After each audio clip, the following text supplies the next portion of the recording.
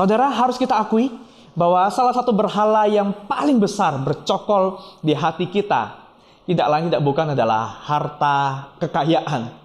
Tidak heran pula maka Amsal memberikan banyak sekali wejangan hikmat mengenai bagaimana sebaiknya kita berhati-hati terhadap harta dan kekayaan kita. Salah satunya adalah dari Amsal 18 ayat yang 11. Amsal berkata, kota yang kuat bagi orang kaya ialah hartanya, dan tembok yang seperti tembok yang tinggi menurut anggapannya. Menurut anggapannya. Jadi kekayaan itu memainkan imajinasi kita untuk bisa menancapkan pengaruhnya di hati kita, ya. Jadi kalau kita berpikir uang itu bisa menyelamatkan kita dari banyak hal yang menakutkan, ya, dan memberikan kepada kita perlindungan seperti tembok yang tinggi. Tembok yang tinggi di zaman itu adalah betul-betul perlindungan dari serangan musuh, ya. Jadi aman, ya.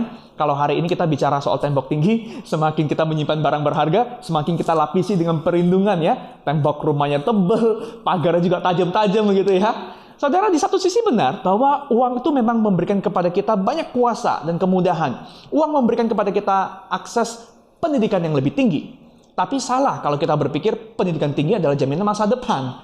Uang memang memberikan kepada kita akses kepada fasilitas pengobatan, rumah sakit, dokter, suplemen terbaik. Tapi salah kalau kita berpikir bahwa uang yang menjamin kesehatan kita. Nah, tetapi anggapan kita, imajinasi kita bahwa uang adalah segalanya. Nah, inilah saudara. Inilah yang menunjukkan bahwa uang itu adalah berhala kita. Dan ini juga bisa menunjukkan kepada kita berhala-berhala lain di hidup kita loh. Iya, uang kita bisa menunjukkan berhala lain di hati kita. Bagaimana? Coba bayangkan. Apa yang hati kita ini paling sukai, paling inginkan, paling rindukan. Dan kita terbayang-bayang terus. Biasanya itu juga yang paling mudah dan paling rela kita keluarin uang buat dapatin. Betul tidak? Ada orang ya yang menyimpan hampir seluruh kekayaannya itu di tabungan demi dapat masa depan yang lebih aman. Ada orang yang gampang banget keluarin uang itu buat beli baju, buat beli fashion style begitu. Tujuannya apa? Tapi tujuannya adalah mau menunjukkan ke orang lain penampilan yang elegan demi dapatkan pujian dan pengakuan. Ada orang yang juga bahkan rela dan naruh uang yang besar di organisasi, di yayasan-yayasan, di panti-panti sosial, ya. Tapi tujuannya untuk apa? Dapatkan kekuasaan dan posisi dan nama. Nah, tentu masalahnya ini bukan di soal menabung. Tidak salah juga kalau kita membeli produk-produk fashion, pakaian, berpenampilan elegan begitu, ya.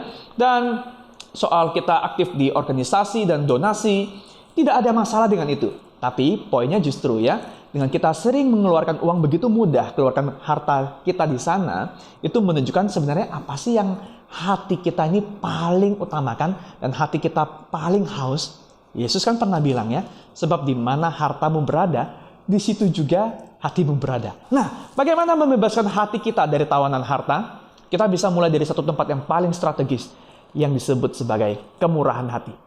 Kemurahan hati, memberi untuk Tuhan, memberi untuk orang-orang di sekitar kita, terutama mereka yang berkekurangan dan membutuhkan. Nah, ini memang tidak mudah, terutama bagi orang yang menaruh rasa aman dan namanya, identitasnya di hartanya. Wah, memberi di luar zona aman dan nyaman, itu pasti akan terasa sakit dan sulit, ya. Tapi ingat baik-baik, ketika kita tidak mampu melepaskan uang di kala perlu, dikala uang itu diperlukan, kita sesungguhnya justru adalah orang yang tertawan. Harta menjadi milik yang harus dipertahankan, bukan lagi titipan untuk memberkati.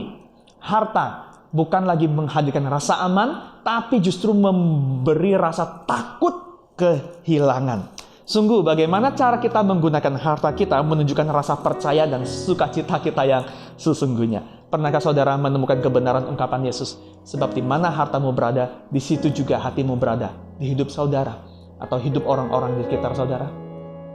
Mari kita berdoa, Tuhan bukakan mata hati kita agar kita melihat kepada kemuliaan-Nya, sehingga tidak ada lagi keindahan dan kenikmatan dunia yang menawan hati kita, yang mengikat keinginan kita. Selamat memberkati.